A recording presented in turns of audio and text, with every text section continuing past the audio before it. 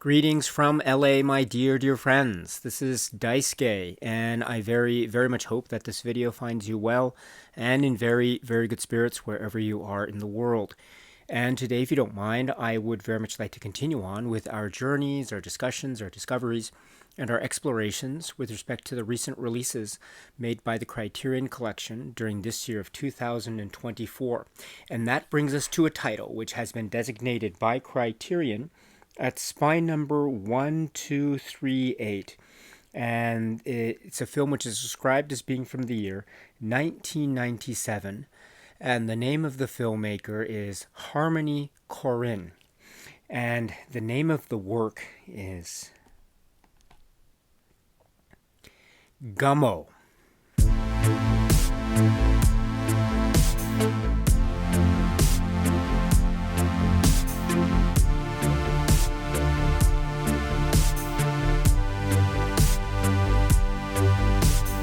This is the work, the incredibly dynamic film. This is such a touching film, which is utterly brilliant, from the filmmaker, the writer-director, Harmony Korine. And this has a fantastic cast, including which are Jacob Reynolds and Jacob Sewell, and Nick Sutton, Chloe Sevigny, Linda Mance, and others. This is a phenomenal cast.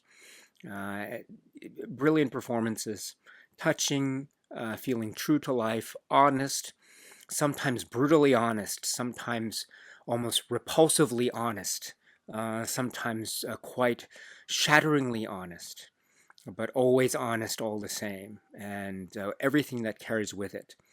Whether, as I say, whether it be a sense of shock and awe, whether it be a sense of disgust and repulsion, whether it be a sense of acceptance and poetry, whether it be a sense of the touching and the beautiful, and the earnestness of the what one might call the mundane or the everyday, especially considering the circumstances that we are privy to as movie watchers, with regard to this community and what has happened to this community, and what, if any, impact that might impart upon our being able to share a little bit of their lives as we watch this film, a collection of people, faces, and images, and emotions and feelings and ideas and moments that are connected together in this very special cinematic way, in the hands of the great filmmaker artist, Harmony Korine, and is the work here, which is GUMMO. Harmony Korine's GUMMO is in the Criterion Collection physical media catalog. This is spectacular news. And this is courtesy of this 2024 release. What I have in front of me is the 4K UHD and Blu-ray combo edition of this film. I'll talk a little bit more later in this video about the contours of the physical media release and the 4K and the supplements that are included here. It's really great. Some of the supplements are archival. They were created some years back, but one in particular I really enjoyed, which is the panel discussion between Harmony Korine and Werner Herzog. It's really quite wonderful. I'll get to that, and also a one-on-one interview with Harmony Korine that was, I think, done very recently for purposes of this Criterion release, and other things we'll talk about. But before we turn to that, my dear friends, let me just, if you'll pardon my indulgence here, let me just take a moment and just talk about my own cinema journey and discovery of this film, GUMMO. And in many ways, I could say that it is a very important film for me and how I view cinema. I was very fortunate to, at, say, a fairly early age. I mean, this was a film that was released in the late 90s. I never saw it in the theater, unfortunately, but I caught up with it a little bit later on a sort of home rental. And Before that, before I was able to catch up with it, this was around the time that a earlier film, which was written by Harmony Korine, directed by Larry Clark, which is called Kids, which itself has its own, I think, very, very brutally honest impact. It was a kind of Kids was a in terms of the critical buzz about the film, there was a lot of talk about it, and I heard about it before I ever saw the film Kids. And there's this, in some circles, I mean, it is a very certain type of film. I had it, that which is spoken a little about in some of the supplements here for the Korean film here, GUMMO. But the point is that that had with it, in some circles anyway, a certain type of whirlwind of maybe, dare I say it, maybe controversy surrounding it. And I mean, it's a really fascinating film in its own right. But I think what occurred for me in terms of my own cinema journey was I had gotten wind of the quote unquote the perception of kind of the idea of what kind of filmmaker Harmony Korine was or could have been. And I heard about these various, say, critical assessments of Harmony Korine before I ever saw GUMMO. And a number of the assessments were, critical assessments were negative. And indeed, before I even saw GUMMO, I had heard a little bit about it. I hadn't read any reviews, but it sort of through the grapevine. And this is pre-internet age, the way we understand it today. So a lot of the ability for me to understand and read more about films was admittedly very limited. But a lot of the things I'd heard about GUMMO before I'd seen the film GUMMO, a lot of it was maybe surrounding a kind of view of the film as being utterly maybe repulsive and not quite worthy of watching, or some negative takes that I even now remember as being quite striking, and maybe that was a kind of critical residue of critical reaction that was undertaken by an assessment of the earlier film, or the film written by Korine, which was called Kids. But in any event, there was a bit of a negative swirl with respect to the kind of the impression, if you will, of GUMMO, and this way in which people were reacting. Not all voices, I recall, were negative. I mean, there's some real positive voices with respect to GUMMO, but the negative voices were, I would say, quite loud, at least from my perspective. And so, I'm rather ashamed to admit that I had in my maybe in my late teens, early 20s age, this late 90s, I had a somewhat preconceived notion about what GUMMO the film might have been prior to my watching it, and I was expecting to maybe look down upon it, or I was expecting to hate the film and not like the film when I first saw it, but because of what I was hearing about the film. But when I when I was able to watch the film, and when I was able to sit down and put it in the player and watch the film, by the time, as I was watching the film, and by the time I finished watching the film, I was very struck. I was incredibly moved. I identified with it a world where there was a lot of raw honesty that in a lot of the episodes, or in some of the episodes, were kind of a cinematic recreation of a real sense of tenderness. There were some episodes in the film that really grabbed me and shook me, and really forced me to reckon with the film. I mean, some of the things that we see some of the characters do, I find quite abrasive and really quite shocking.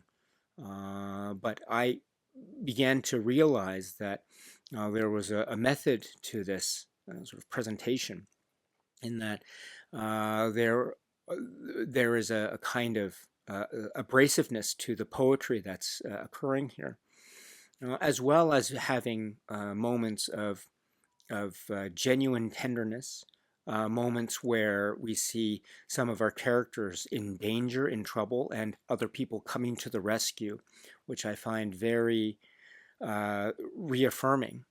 And also moments of complete bewilderment. I mean, there's some moments in the film involving maybe brawls and sudden bursts of violent activity, like people in a sort of arm wrestling match. Suddenly, some violent activity occurs in terms of the chairs and the table, and it's almost like played for a tense moment, and also played as a type of a night out with friends type of atmosphere to it. But this really showed me what kind of powerful film this was, and it was a powerful film such that it wasn't trying to be preachy. It wasn't trying to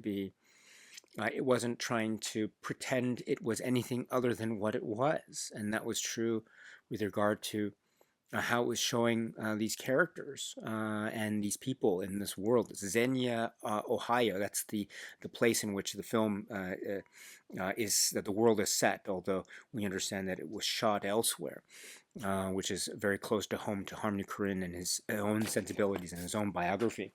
But my point is that I was so taken with this film, and I was riveted by it. And as I say, I felt a lot of mixed emotions with some of the scenes specifically. But that doesn't make for, I think, for me anyway, a bad film. I mean, on the contrary, it was incredibly riveting and engaging, and I was absorbed by the place and the people that I was being introduced to and getting to know with all sorts forms of, say, personality traits and maybe idiosyncratic tics and little bursts of, say, individuality. And sometimes the film veered into areas of danger. Sometimes the film veered into areas of kind of amoral or a gray area in terms of the moral quality of some of the things that we might see or witness to.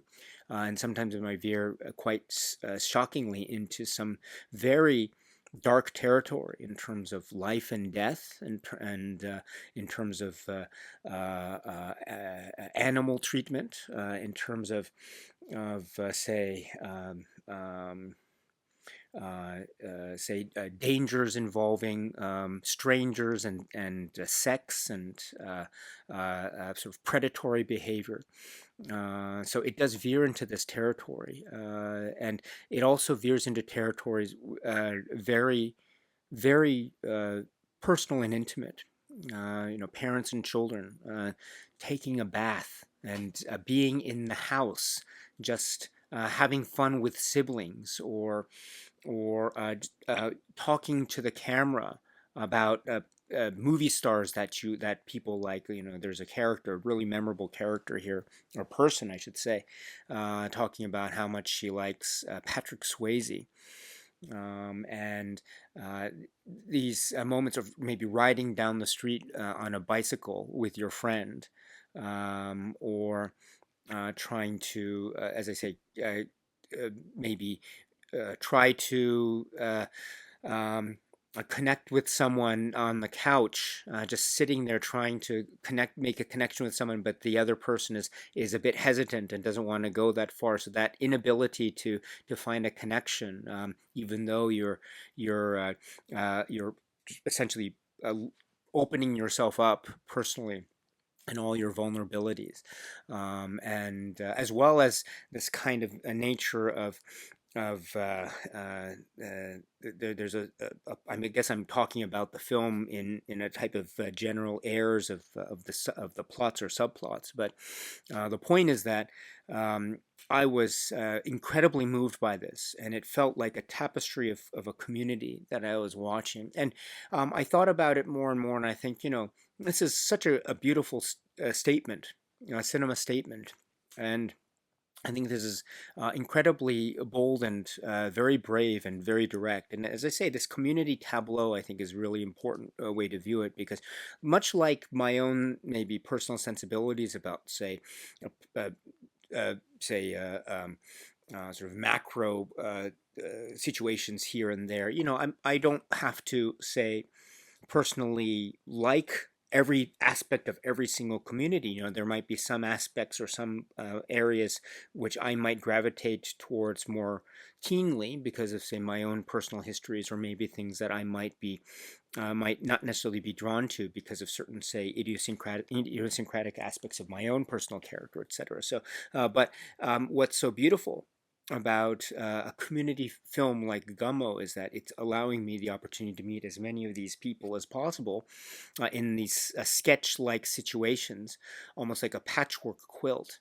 And some I might be just shocked by, others I might be drawn to, others I might be quite perplexed by, but curious about, and then others I might have a preconceived notion one minute, and it totally upended my expectations, um, and maybe subverting my own expectations on the other, etc. So it becomes this whole kind of integral experience with my being connected with a kind of living community, or a community of living, breathing human beings, and ordinary lives that have been touched in one way or another by various maybe calamity, or maybe just a way of life, or various, say, aspects of life. And the calamity I'm referring to, which is referenced quite early in the film, or almost immediately upon opening the film, is sort of a natural disaster that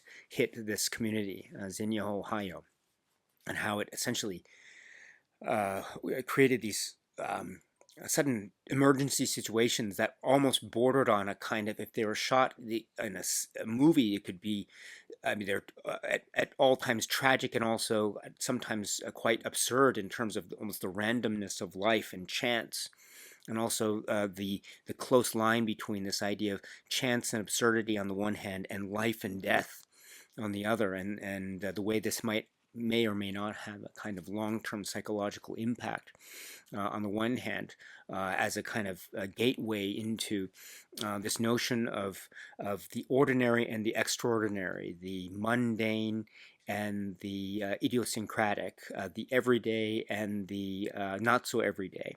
That, I think, is a really difficult balance to strike. And what Harmony Korine and many others have done here so brilliantly is that they've struck this balance so well, in that they allow for a kind of meditation on certain sensibilities this way and that, but they never impose any kind of a solution, or impose any kind of strict regimen of an interpretation. Oh, something happened in the past year, thus therefore this community exists, or vice versa. No, no, not on the not in the slightest. On the contrary, things happen in one way or another. They might affect people in one way, or they might not affect people at all, depending on who we're talking about. But things happen, and people are who they are, and they're situated in the places that they are in a given point in time. And that given point in time is when Harmony Korine and Chloe Sevigny and others are here to make this film Gummo. So it becomes this film that, for me, felt like this window into a real living, breathing world. uh, Beauty and all, tenderness and all, warts and all, everything on the line, everything on the table. And so it was, upon my first viewing, such a fascinating view and watch, and it taught me a very important lesson, which is why I was trying to say early on how this was a very important film in my own cinema journey early on. And as I mentioned at the top of this, I mentioned how I kind of came into the film with some, and I'm ashamed to admit it, I came into the film with some preconceived notions about what the film might have been, based on some negative press that I'd heard prior to watching the film. But I was totally struck by how moving it was. And therefore, I learned a very valuable lesson.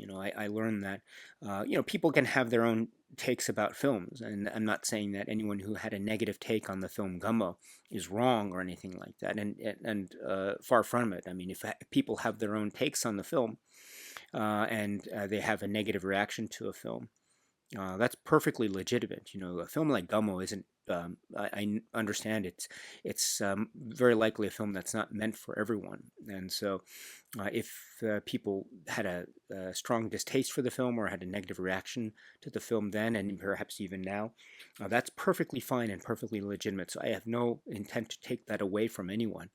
But the point that I wanted to bring up is, I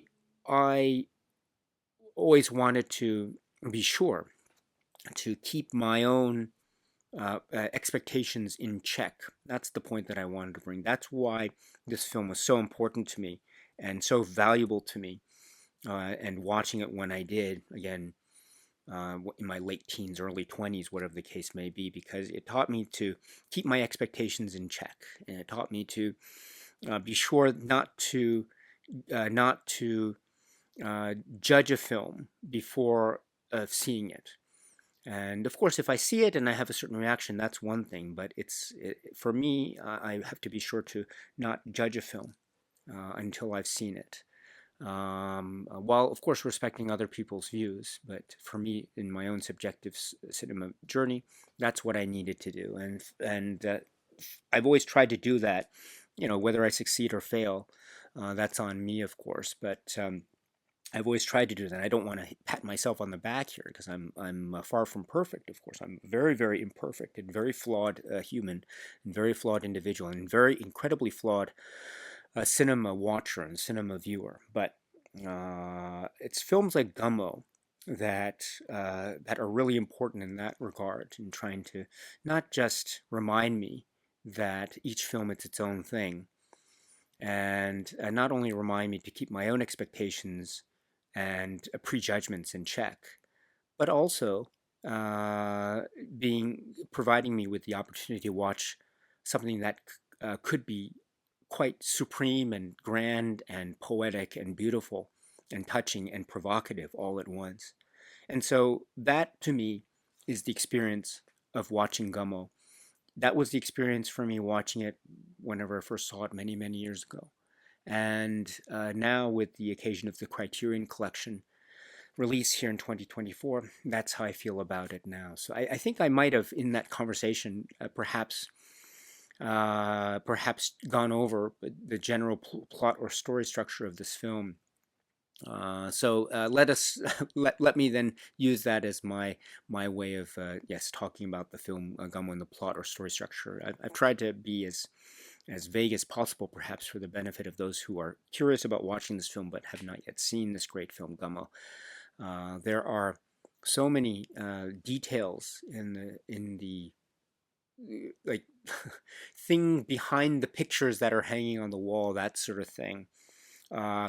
It's mentioned by Harmony Korine and others a little bit later, but being privy to how bedrooms look, the mess of the bedroom, the things that are on the walls and are on the floor. I mean, these are very personal spaces, and there could be a viewpoint of looking at this from a distance, in a kind of a feeling of being repulsed on the one hand, but there's also this mode of viewing that looks at this as being a really direct and honest look at this very personal, intimate space, or these personal, intimate spaces of many people, and that is, I think, quite extraordinary, really, really extraordinary indeed. And it has a rhythm and beauty, and real lovely integrity, which I admire greatly, and which Harmony Korine, I think, exemplifies when he is speaking in some of the supplements. We'll go into the supplements in a bit, but let me just say that Harmony Korine really shows how much he is caring for this world. He has direct connections with regard to how he shot the film and how it was a very maybe close to his own real life kind of labor of love film that was, as he put, to try to maybe establish new rules of a kind of cinematic grammar in a way that's also very personal to him and his method of expression, which I think is a very grand and noble artistic statement. And also, but I think one of the things that makes Gummo and Harmony Korine's approach so successful is just how much uh, he is you can tell his camera is never on a different plane from the people that he's showing on camera. It's always on the same plane. It's always showing us who they are. It's always um, giving us as clean a filter as possible. I mean, there's no looking down or casting a side glance here or an unforgiving eye there. There's always this sense of compassion and closeness. We might not always be, we might always not always be in sync with every single act that's being done on the film or in the world of Gummo. But what Harmony Korine is doing is he is casting an unflinching and a non-judgmental cinematic kino eye to this world, which I find incredibly admirable and very bold and itself very, very effective cinema expression. Incredibly effective cinema expression, which also allows for some very great technique of editing and montage and overlap, dialogue that feels very impressionistic on the one hand, also feels very direct and almost cinema verite on the other. And so it has, one can say it has certain feelings of maybe French Nouvelle Vague. There's ways in which it has a kind of direct, almost quasi documentary feel, and itself might feel like a certain homage is taken or certain cinematic beats are taken from, say, Italian neorealism. You listen to Harmony Korine in one of the discussions, you can tell he is a cinephile. He knows his stuff about cinema and movies and films, really, really, and literature and music, really intelligent artist. And you can tell there's also a kind of sensibility in Gummo that might be said to have certain spiritual connections with other film movements such as the French New Wave and neorealism and the like. It's also in its way to a very earnest self-expression. I think geographically and environmentally contextualized in a very profound and organic way. And so this is sort of the breadth of the brilliance, I think, of Harmony Korine's film Gummo and his brilliance as an artist. I should say too that some of the sequences, there's a brilliance of camera. I have to mention Jean-Yves Escoffier in terms of the camera work, the director of photography. There's some shots that have a lovely, almost impressionistic feel, and you have the sense of what's the phrase that's often used? Characters that are in the world, but then they look right at the camera. It feels very meta, but it doesn't.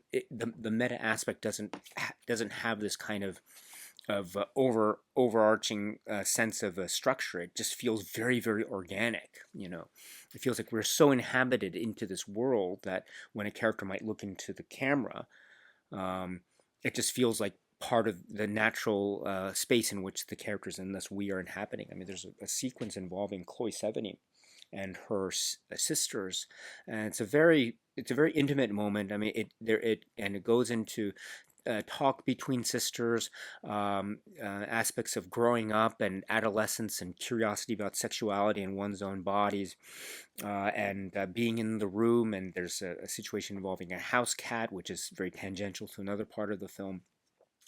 And then there's a moment very boldly where Chloe Sevigny, it's a shot, it's somewhat slowed down, but it's slow motion, and she's looking right at the camera in this almost kind of seductive looking pose in a way, or poses, which is almost like its own organic continuation of some of the dialogue strands that were part of the earlier sequences. It's almost like her character is now looking into the mirror, looking at us. So it becomes a very different setup of sort of dimensionality, is that a word, or the dimension, the dimension of the film on the one hand, but then a sudden break of dimension that she's looking right at us, but it still feels very organic because it seems like a natural extension of the earlier dialogue scene from the earlier part of the sequence. So those sorts of switches, I think, are very bold and quite cinematically vivid, that I think make for some real exciting treats when one is watching Gummo. And this the details too, like the things on the wall, and it comes up a little bit later in the discussion of Werner Herzog.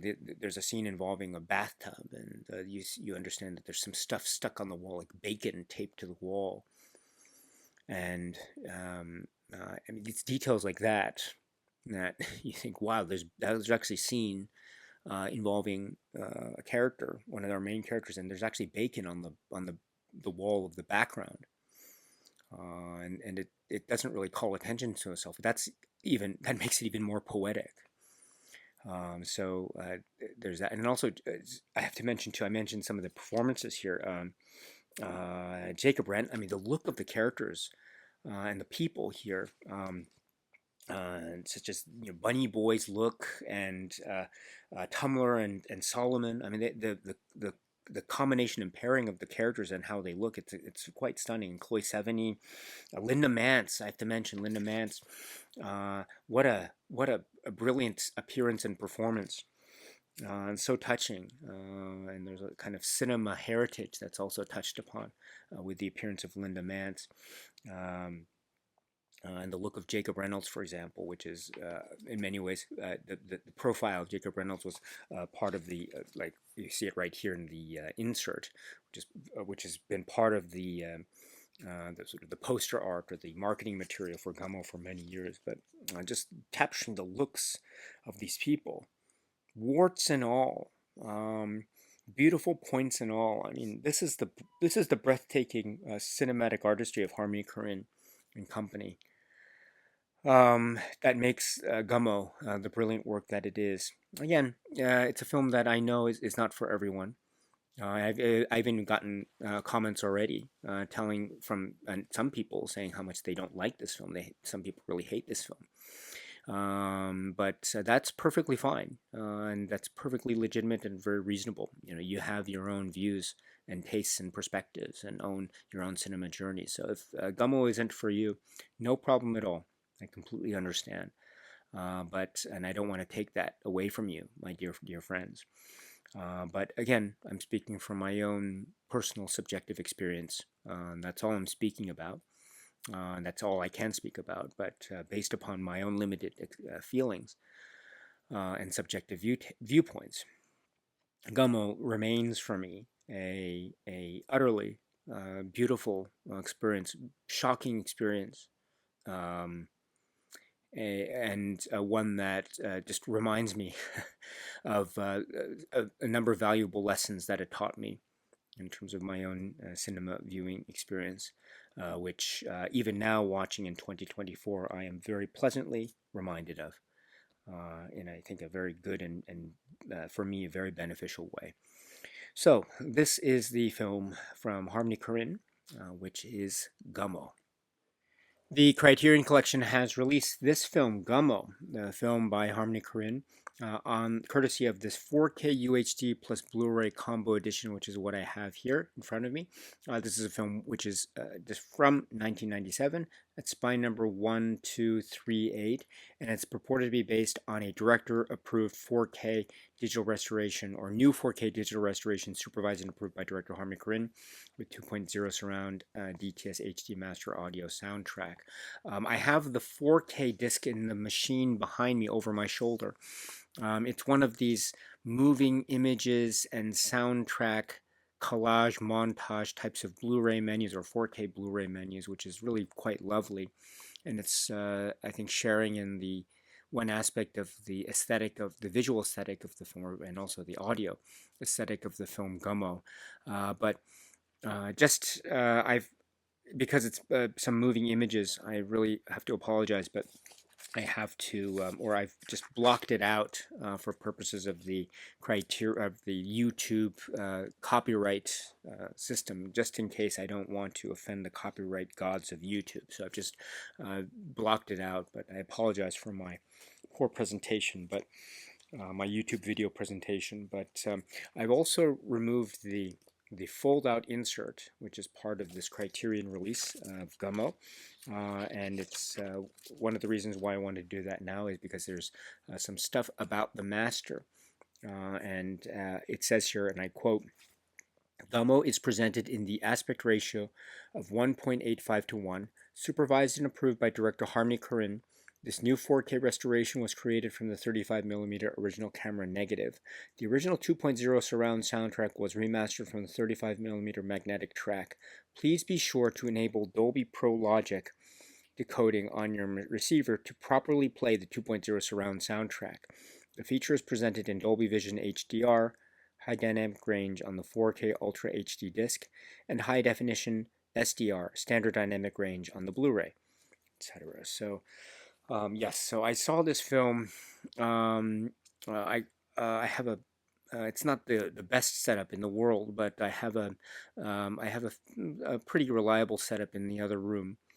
So I was able to watch the disc with certain audio adjustments in another room of the house. And as I say, I've never seen this in the theater. Unfortunately, I wish I could see this in the theater. I know it would be a really phenomenal cinema viewing experience, but just based upon my own exposure to the film and my accessibility, my ability to access the film over since several years back, this is a film that I think it's always felt like a film that I think almost benefits from having that and I mean this wholly complimentarily as a kind of not overly produced film. And there's some images that have this VHS aesthetic quality to them that I think are really stunning in their capacity to move and to capture something quite beautiful. And so there is a kind of graininess to the film. I don't want to say grunginess, but it has a very powerful visual palette to it. Earthiness, I think, might be better, which I think I wouldn't have thought immediately, oh, getting a 4K restoration, what will happen to this earthiness quality of GUMMO, at least how I perceive it. But it feels very almost untouched in a way when I watch it on this 4K restoration. I mean, it still feels grainy, which I love. It feels kind of grungy too, which I love, and it still feels has that VHS quality into certain sequences, which I also love very, very much. And then the more because I've seen it a number of times now on the Criterion release, and the more I saw it, then the more I realized, well, there's also this immersiveness, which I must admit I've never really felt before. I've always felt like there was a kind of flatness to my own viewing experience in the film prior to this Criterion release, but maybe that's the soundtrack that's doing that for me. As I say, I was able to watch it just being sure that the soundtrack was, again, not the greatest setup, home media setup in the world, but it was, I think, very reliable. So I think the soundtrack and the really helped to almost be very immersive. And I must admit, I never felt until this Criterion release that GUMMO was an immersive film. So that was a very pleasant surprise, really, really pleasant surprise to me. So it didn't feel like a flat film, how I had felt before. And I don't want to sound like the nature of a flat film makes it a negative experience. And on the contrary, I think that kind of flatness is very valuable. But there's something about, as I was mentioning before, about GUMMO and how it organically allows one into its world that I think makes for some real compelling viewing if one realizes just how immersive one feels, or how immersed one feels when one is watching presentations such as Criterion's. So I was very moved by that, and I found myself quite startled by that feeling. I wasn't quite expecting it, and I didn't even realize it until after a couple watches of the Criterion release to think, oh, this could be the reason why. I'm not good at explaining things from a technical nature, so I apologize for that. I can only explain things in terms of how they affect me, kind of gut level or psychological level or sort of impact. And so I think that feeling really feels for me in terms of how I view the film Gummo. I feel like it feels very consistent. So yeah, it feels very much at home, but also feels something that it makes me more immersed in the experience in a way that I probably wasn't able to experience otherwise. So yes, I'm very impressed with the way this is being presented here in Criterion's release. It's okay. So now, my dear friends, I have removed the 4K disc and I have put in the Blu-ray disc. I probably should take a step back and make that point about this release. I apologize for not doing that before. But this release is a 2-disc release. So there's the 4K UHD disc and then the Blu-ray disc. So 2 discs. You can have your choice of watching the film either on the 4K disc or on the Blu-ray disc, and I think either I watched the film now on both formats, and so I was quite impressed with either format, with both formats, I should say. So, but in any event, you can watch the film on the 4K disc experience or on the Blu-ray disc experience, so your choice.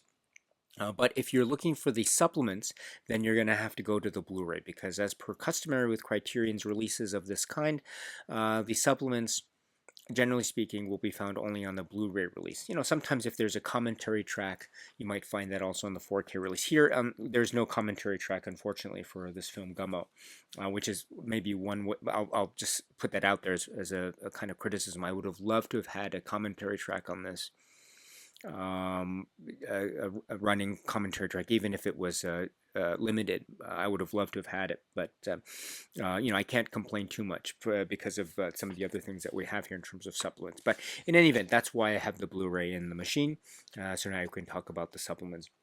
It has the same type of video VHS aesthetic montage to it. So I'm very sorry, but just please permit me to block it out of the YouTube video. But it's very stunning and quite. It's very much in keeping with the aesthetic of the film, in particular how the film is introduced and opening. But in any event, and it has this wonderful, almost haphazard, almost dizzying effect, with this handheld dizzying effect, which is also in its own way a way of creating even a closer bond between us, the viewer, and the world. So, but let me talk about the supplements. So I've pressed the supplements menu, and there are 4 supplements that come up.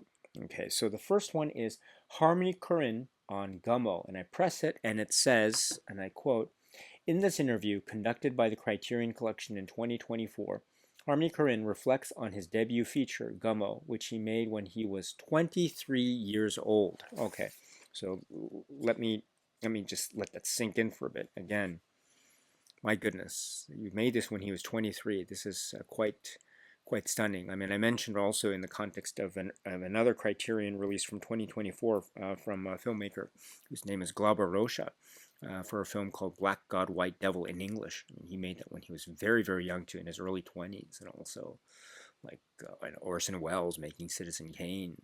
I mean, these prodigy filmmakers who make these films at an early age, and how Harmony Korine making a film like Gummo at such an early age, a young age. I mean, Werner Herzog in one of the later supplements makes a point of this to state. It's great, but this is an interview which is conducted, I think, outdoors, and you have Harmony Korine who is smoking, and he's wearing surgical gloves as he's talking, where they're talking outside, and he's talking about Gummo. It's a really fascinating setup for the interview. I think it's really great. And Harmony Korine here talks about his life and childhood growing up in Tennessee, and also talking a little bit about his relationship with his father.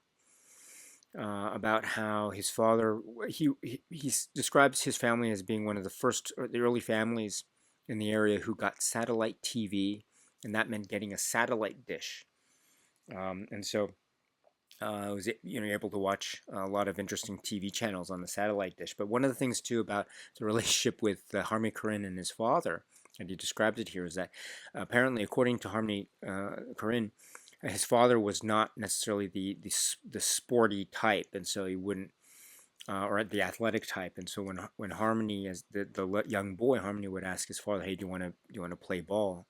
His father would refuse, and so that meant Harmony Korine would have to play ball by himself. And so there's this satellite dish with this curve to it. And so what Harmony Korine describes is that he'd play ball by himself by throwing the ball, and it would glide along the curve of the satellite dish and come back, and he'd catch it. So he'd be able to play ball by himself with the assistance of the shape of the satellite dish in terms of how it was shaped. So, and he says that was a very formative episode in his life growing up, which I think you can take that in so many different directions. But in any event, he also talks to growing up in the area, being able to. There's a great movie theater he describes, or playing all these great films. So he's able to watch these films early on. And he's talking about Douglas Sirk movies, Fassbinder movies, and he also talks a little bit later about Werner Herzog films. So he really has this cinema acumen that's developed at an early age, and that's still developing, which is great. And as I mentioned too, you can get a sense of the various maybe points of spiritual connection with other films when you watch a work like Gummo. I mean, there's also other connections too that can be made, perhaps they're more contemporary, perhaps, whether purposefully applied or not. It feels very much akin to something like, I don't know, there's elements that reminds me a bit of Slacker, or there are elements that remind me, as I say, of Bicycle Thieves, or there's elements that remind me of um, like Weekend, the Godard film Weekend, but another place. It's really really lovely. And one thing he describes here is that one of the things one of the TV programs he really liked watching was the TV show Cops. There's an American TV show called Cops, which I also saw a little bit of as a kid growing up as well, and it was a program involving the camera following just police officers on their beat, on duty, and making arrests, doing some investigations and the like. And one of the things about the TV show Cops, was that they'd actually go into houses, and you'd see people and situations in the real life houses and the rooms, and it wouldn't be cleaned up for the cameras or anything. It would just be as it was, as the police officers were entering in. And so that was one thing that Harmony Korine really pointed out here, which is really fascinating too, and that's why I alluded to it a little bit in my video discussion before, because Harmony Korine mentions it now in this Criterion interview, which is that you actually see houses as they are, you see rooms as they are, you see the little, I don't know, the clothes on the floor, or by the bed. Maybe the bed is made up, it's not made up, or there you see little bugs that crawl on the walls, or something of the sort. So, but this is as they are. I think that's a profound statement. And two, he said, very honestly, he just wanted to make the film his own way. He was also, he had experience writing movies, and that's where the film Kids comes in. But he says at the end of the day, he didn't want to write films for other people. He just wanted to make films in his way. And so that's what ended up being his directorial debut feature, Gummo. And also too, when he talks about his approach to casting, he says he was really inspired by a look, or a glance, or this attitude that some of the characters might have, or some of the people might have. He mentions too about how he saw Solomon, the actor who portrayed Solomon, Jacob Reynolds. He just mentions him in terms of seeing him in an earlier film called The Road to Wellville. And also, he mentions later in another supplement how, I think, according to he might have also appeared in a Dunkin' Donuts commercial, which is really cool. And he has that look to it. It's really great. Solomon has that with that hair and that face and the nose shape. It's really extraordinary. And then Tumblr, too, his friend and companion, he mentions here, Harmony mentions, I think he mentions here, but also he mentions elsewhere how he saw him, the real life person, Nick Sutton, right, as someone who appeared on an episode of Sally Jesse Raphael. For those who remember 90s talk shows, there was that whole series of talk shows. It was really great. I mean, it was. I mean, it's this its own extraordinary subculture history of American television, the talk shows, and Sally Jesse Raphael was a part of that. I mean, there's so many other Jerry Springer and Montel Williams and Ricky Lake, and I saw a lot of these, and then Sally Jesse Raphael was there, so this was. This kind of connection too, he says, he mentions Cops, he mentions Sally Jesse Raphael. There's this American TV aesthetic that's emerging, which is itself very fascinating. And also too, speaking about the look, for instance, the character of Bunny Boy, also Linda Mance. And Linda Mance and her, what she brings to, in terms of just the legendary status Linda Mance has in her own right, and her role too as this sort of motherly figure. It's really very moving. And then just finding these other people that end up in the film and being part of the community. Some of the people that he says, Harmony Korine says that he knew growing up, and they're just friends, and other people just were maybe randomly discovered. So he talks about the Daisy Dip girl, and this is her love of Patrick Swayze and some other characters and that emerge as well. And two, he speaks here very affectionately about his work with the director of photography Escoffier, and a lot of things that Jean-Yves Escoffier taught him, and from his own experience. Escoffier has a large, very impressive pedigree with the works of Carax and others, but that's great too, because it has a really great visual aesthetic that is so poetic and also so unassuming at the same time, which is very lovely. And two, things like Harmony Korine thought about this film almost like a stand-up routine, like little stories that might not seem to be going anywhere, but then when it finishes, it's you take a step back, you realize it has this story structure, and he describes it almost like a Milton Berle comedy routine, which I thought was so profound. Really, very great way of describing it, and indeed, yes, that's a great way to describe the story structure of Gummo. It's like a Milton Berle comedy, or it's a stand-up routine. But in any event. This is great, absolutely great. Harmony Korine's interview. He's outside. He's enjoying life. It's great. Very very modest and easy to talk to. Just very very pleasant listen. So this is the interview with Harmony Korine on Gummo. This is approximately 11 minutes. So please check it out if you can. Then there is Werner Herzog and Harmony Korine. This is something I'd never seen before, but. It's great to be able to see it now.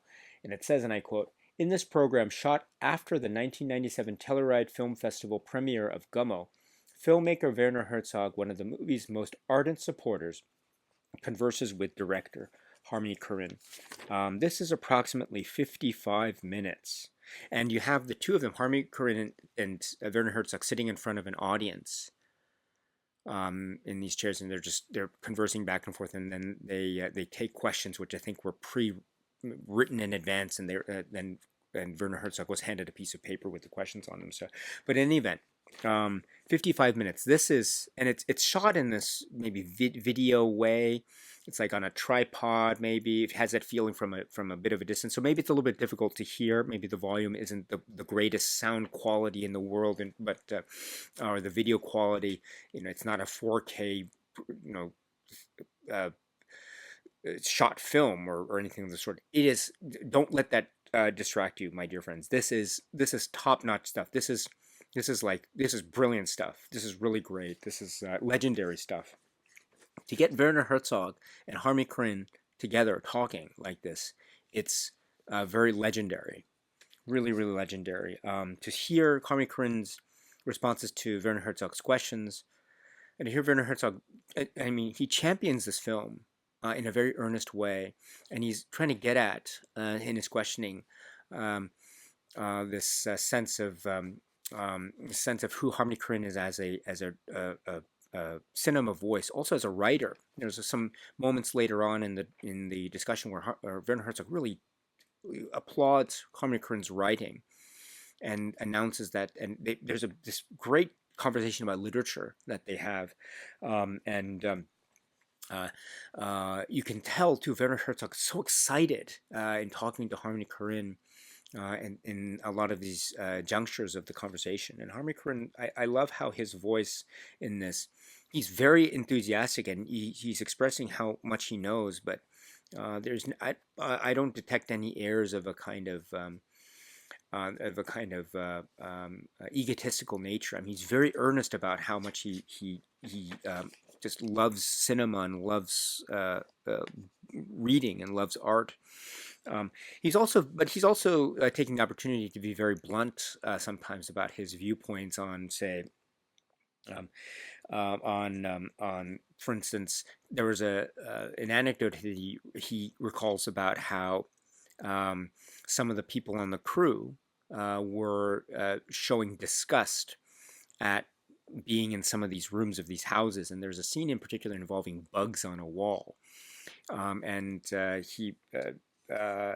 Harmony Korine describes how some people were coming and wearing all these protective suits or something so they wouldn't get injured or contaminated or something, whatever the thing would be. And Harmony Korine, and he recalls how he was kind of insulted by this, and it's almost insulting the people who are actually living there.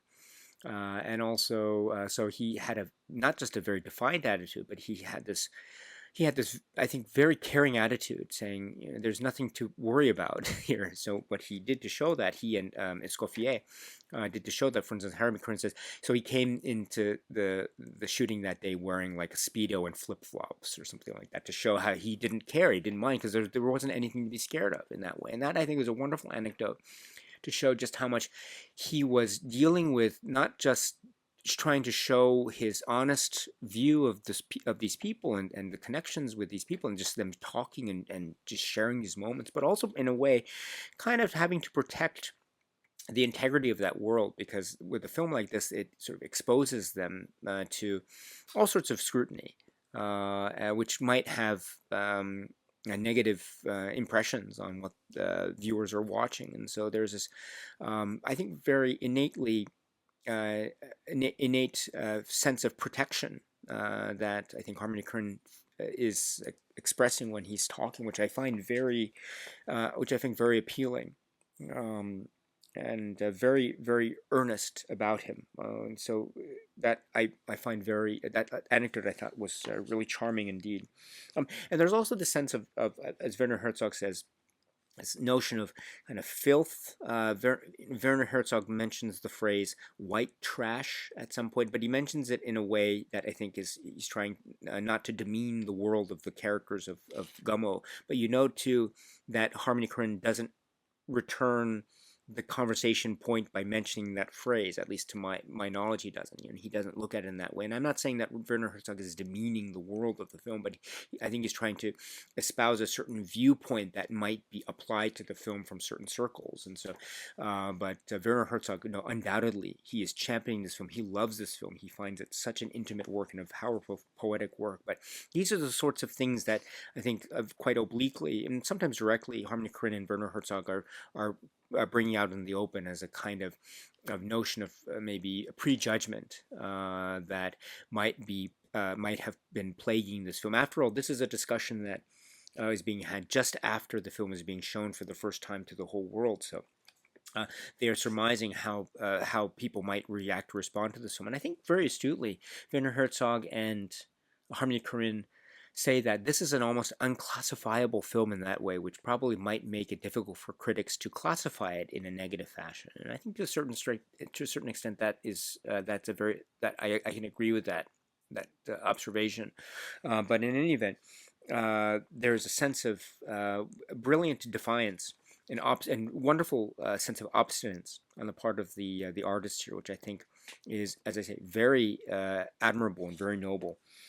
As he mentions too, Harmony Korine says in his very blunt way, sometimes sometimes this is not film school is not for him. He doesn't, he regard in terms of his how he views it. He says about how film school is like it's for a bunch of rich kids, telling a certain maybe trained to tell stories in a certain way, and he doesn't want to go to a movie and just know what the film is about by watching the first couple minutes of it, because it's not just boring, but it's also artistically and emotionally uninteresting.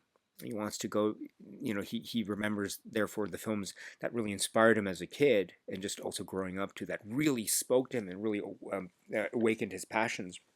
Um, and so he mentions, for instance, The Night of the Hunter, and also Werner Herzog is there. So he mentions a Werner Herzog film, which is called Even Dwarves Started Small.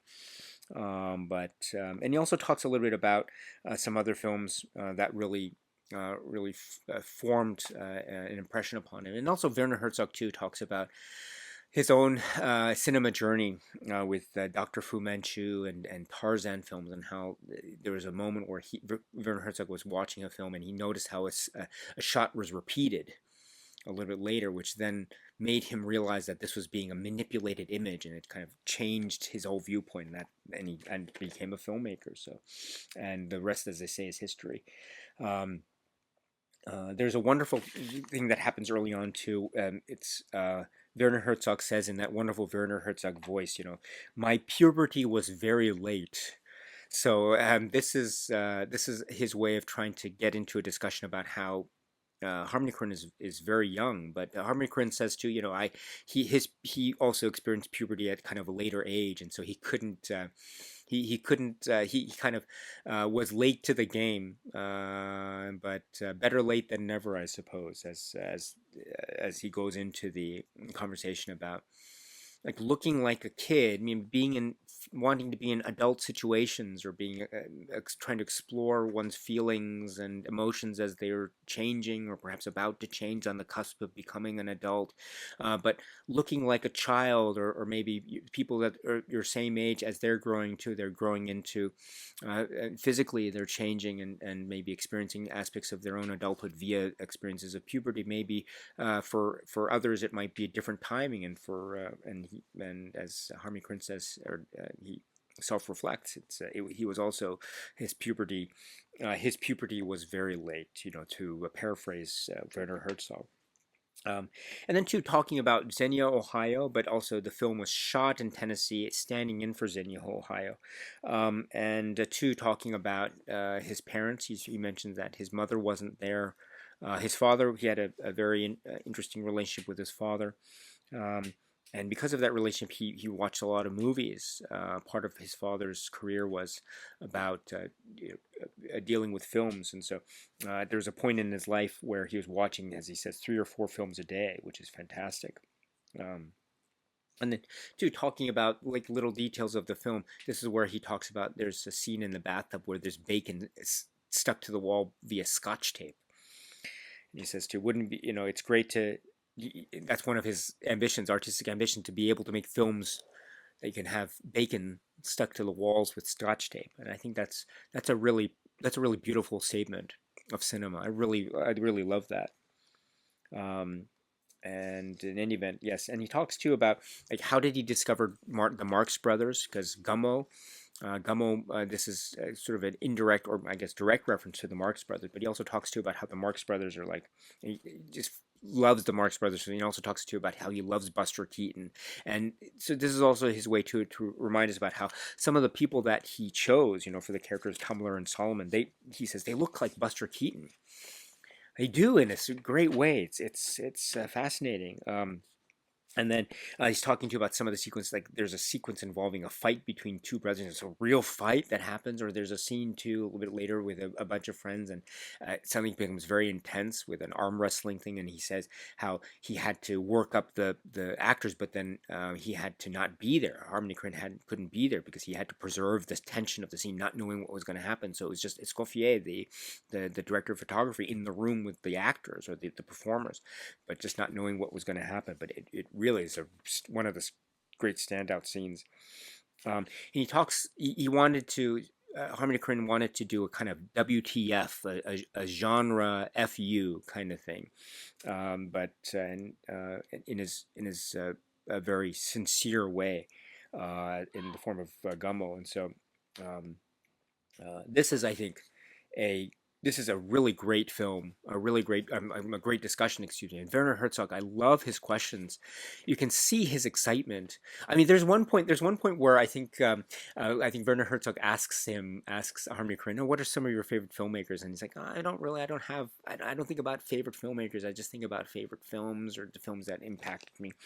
And he thinks, what was that film? Harry and Tonto, he mentions, or talks about other things. So you can tell Werner Herzog kind of lets the conversation die in his very Werner Herzog way. So I love how there's a sense of Werner Herzog himself is also being very earnest in his conversations, and that too means that when he's expressing true earnest appreciation and championing this film, Gummo, you know that he means it.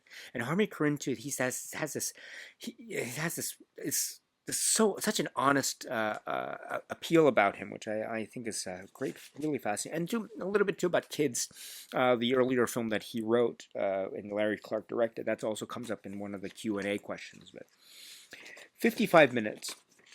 55 minutes. Again, if you have a conversation between Werner Herzog and Harmony Korine that for 55 minutes that begins with the statement from Werner Herzog that says, "My puberty was very late." I mean, you're in for this very fascinating discussion. So this is utterly fantastic, real standout. So please check it out if you can. That's the second of the supplements. Third up is Split Screen Projections, Harmony Korine. And it says, in this 2000 installment of Split Screen Projections, a series of interviews about filmmaking, John Pearson speaks one-on-one with director Harmony Korine. This is what is this, 29 minutes or 30 minutes? So it's like 2/3 of it, the first third and the last third of it, it's John Pearson in a room, I think it's in New York, or in a cafe or something in New York, with Harmony Korine. They're sitting on like sofas or couches or something. That's the first third and the final third. And then the middle chunk is this sort of DVD looking making of featurette or something with all the people interviewed with back screen projection. So with the producer, what's his name, Kerry Woods, talking about wanting to make this film with Harmony Korine, and after Kids that Harmony Korine, what he was going to do next in terms of directing films was going to be really special, and indeed it was. It ended up being Gummo, and then there's some one-on-one tete-a-tete with Harmony Korine himself. That's the middle third, but the first third and the final third is Harmony Korine and John being interviewed with John Pearson. So he mentions here how I think John Pearson describes like Kids as one of the ultimate New York films in a manner of speaking, but this allows Harmony Korine the way of saying how much he doesn't like living in New York. He says it's a place where you can lose yourself, which I thought was a really interesting way of viewing it. I can't stand it, as he says. So, and he wants to make films about himself. There's some. I mean, I really like. There's a sense of Harmony Korine is. There's a manner about him which I think is very appealing. I'll admit I'm not quite on board with the manner of tone of the interviewer. I mean, it's not all the way through, but there's some moments where I detect a little bit of kind of there's a little bit of a bit of looking down on some of the questions. Not all. I mean, I think the interviewer himself describes himself as being quite limited he calls himself somewhat perhaps to the detriment of the conversation, somewhat maybe overly conventional, and so he admits it. But there's one point where Harmony Korine is talking about Clint Eastwood works, and the interviewer says, "Oh yeah, that orangutan film," or something like that. And Harmony Korine kind of said, "No, he really likes Clint Eastwood movies," and so and he mentions it in that way, and so you could tell that. And that there's I'm glad that Harmony Korine is there to really taking the opportunity to express his viewpoint very soundly, and I should really temper my own comments because it's not all the way through. There isn't this condescending airs about the interview process or the interview style all the way through. Just every now and then, but it's not a constant. So I think overall it's a really valuable conversation. He talks to you about how Harmony Korine really points out the irony and kind of the hypocrisy or the complex nature of quote unquote independent cinema. There's this romanticism about independent cinema, the sort of the sense of it being really authentically like a groundswell of cinema, and perhaps to a certain degree and certain phases of independent cinema it could have been. But this was made in 2000, so by 2000 you already had groups like Miramax and things like that. So these were already in their own right kind of economic engines, which perhaps themselves are not necessarily considered quote unquote independent by this point anymore. And then he also points out the irony that some of his films were funded by of all people people like Ted Turner, and so that perhaps is the very antithesis of independent cinema. So he points out the irony of this kind of labeling. So by this point, this is a suggestion that the phrase independent cinema is itself a kind of marketing label, which I think is also very astute. So he's not he has his eye on the kind of he has his eye on what is in terms of the real deal in terms of cinema, at least as far as I'm concerned. So I find that also very very appealing and the like. So. And by this time, he's already made at GUMMO. He's already been talking about GUMMO and Julian Donkey Boy, shooting on film and shooting on digital. The process of discovery, going to battle. He thinks the filmmaking process is like going to battle, a la Werner Herzog. He recalls how Werner Herzog said something very similar about making films. It's like going to battle, going to war. This is, I think, really great, and I think Harmony Korine really holds his own and does a really excellent job here. Fantastic. So this is the split screen projections, Harmony Korine, about approximately 29 minutes. And then we have the trailer, which rounds out the supplements. So great. So I would have loved to have seen a commentary track or heard a commentary track, but that's okay that we don't get one. We get the modern day interview with Korine with his gloves and cigar. And then we have, and of course there are many other aspects to the interview as well, which I've tried to describe. And then we have the split screens discussion in a cafe in New York for the most part. In the middle here, which I think is one of the great things too, is the Werner Herzog panel discussion and Q&A. So I enjoyed this very much. And again, I really have come to appreciate Harmony Korine's earnest authenticity, at least as it's projected here, and you can tell that he loves the world of GUMMO, and he loves movies, and he loves art, and just it's really lovely to hear. So I enjoyed this very, very much. So these are the supplements that accompany the Criterion release of GUMMO. Okay, so let us now round out our conversation with regard to the Criterion release of GUMMO by talking about some of the contours of the physical media, packaging and the like. Again, this is the 2-disc or the 4K UHD plus Blu-ray combo edition. It's in this plastic case. We've got the discs here. You can see you have different color discs. The top is the 4K disc in a reddish color, and then the one on the bottom here is the Blu-ray disc with a sort of purplish color to it. And the insert would go on this side of the plastic casing. It's not there because I have it out here. I like this artwork design. It's kind of like it reminds me a little bit of I mean, I'm not an art historian, or I'm not an expert in art, so I don't know, but it has that pastel graffiti look that is like, I don't know, Andy Warhol meets Francis Bacon or something. So and I really love it. And then you have this image, which I think is, for me, very ubiquitous in terms of GUMMO. But this is also a very great image. It's reminiscent of something we see early on with character Bunny Boy. Let's see the art. Yes, art director Sarah Bibi, Eric Skillman, cover designer Joao Rosa, and art production coordinator William Brees, print production artist Craig Phillips, art assistant Julie Sussman. So I do like this artwork design on the purple and the yellow and the font GUMMO, which is also similar to the font that was used. I think among other places, like the trailer, it has that kind of I don't know what the name of the font is, but it has almost looks like something that you'd see maybe like a cathedral or something. So very cool indeed. I'm again, this is a fold out type. I really don't like the fold out type. I wish Criterion would stick to the booklets. Really would hope that that could change. But oh well. It's that's okay, because among other things we have two writings here. The first is "It Feels Like Home" by Carlos Aguilar, which is a great essay, and we're talking a bit about Korine's body of work, some of the characters here, for instance, Solomon Tumler, talking about their sort of currency in a sense. I mean, this is a film from the late 90s, but there's also as relevance watching this film in 2024. So, it's great. My strong recommendation is to watch the film first, GUMMO, and then you can read the great essay, "It Feels Like Home."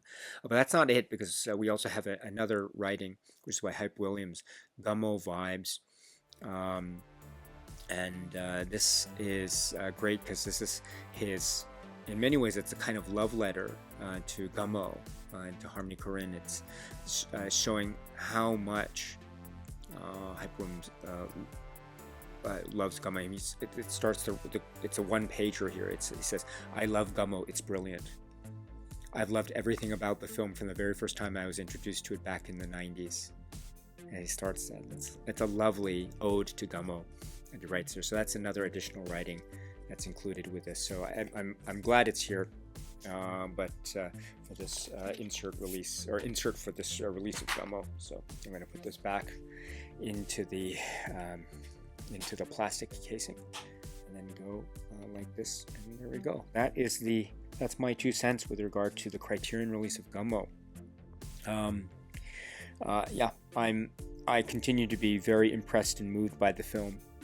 And I continue to be, and it just makes me feel sometimes at odds with the world, and with hand in hand with the world, and everything in between. But I think that's the stuff of real great and compelling cinema. To show us things that we might like, and to show us things that we might not like. And all in all, there's a kind of compassion and beauty, and also this earthy honesty that one can say is quite compelling cinema indeed. And compelling cinema, yes, that's GUMMO in a nutshell. This is really quite a stunning work from Harmony Korine, which is GUMMO. All right, my dear friends, so that's it for now. And so until we meet again, please be happy and healthy and well. And please keep on watching a lot of great movies, including GUMMO, including other works by Harmony Korine, including other films in the Criterion Collection, and beyond. So until we see each other again, my dear friends, stay strong, stay safe, and cheers.